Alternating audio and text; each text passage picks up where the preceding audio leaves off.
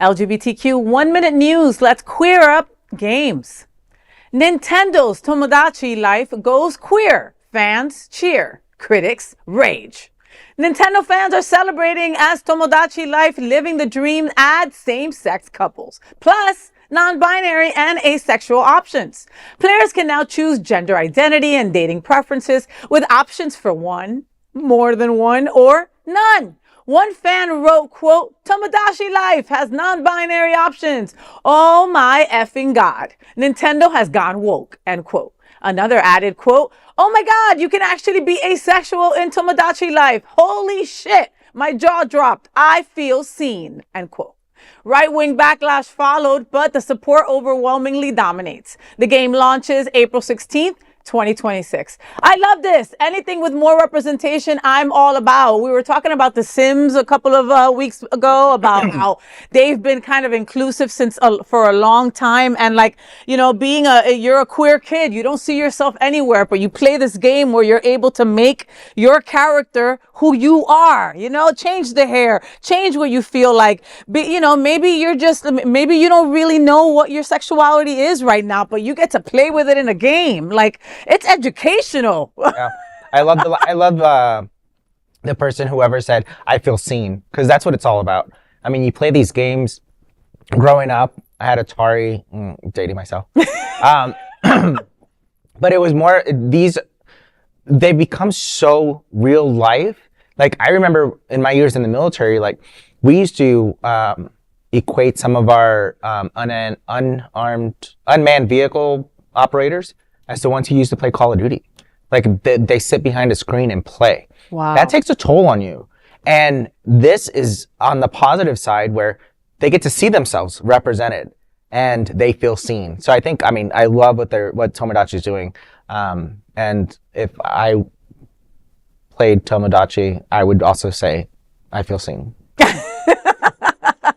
I think it's the reason that gaming ultimately now makes more money than movies, theater, television, music, because it is much faster and more far-reaching in terms of being inclusive.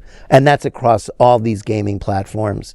And you're engaged and you're immersed in it. So you get to live who you want to be. You get to behave in a way that you want to behave.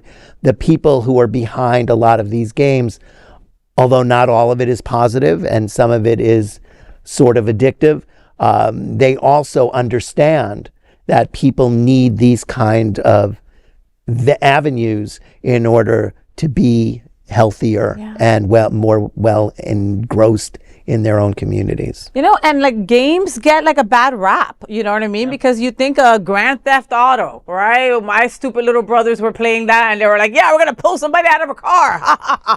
You know what I mean? Like, it's just like something that, you know, we always say about negative things that they come with, but this is a positive, you know? And like you said, it's not untapped, but it's not something that Trump is talking about yet. You know what I mean? So those folks still get to be who they are in a safe space, so to speak, in the safe space of their home.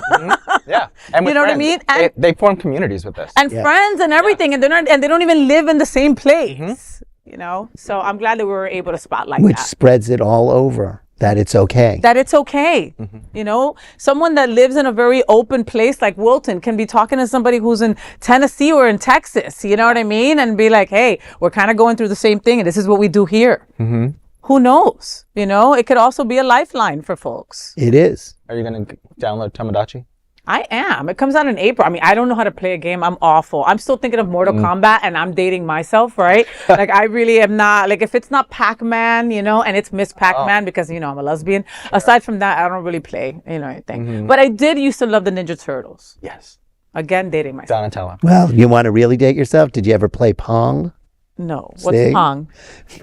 Pong was the earliest of all these games. And you would sit there and it was like a ping pong ball and it went bong, bong, bong.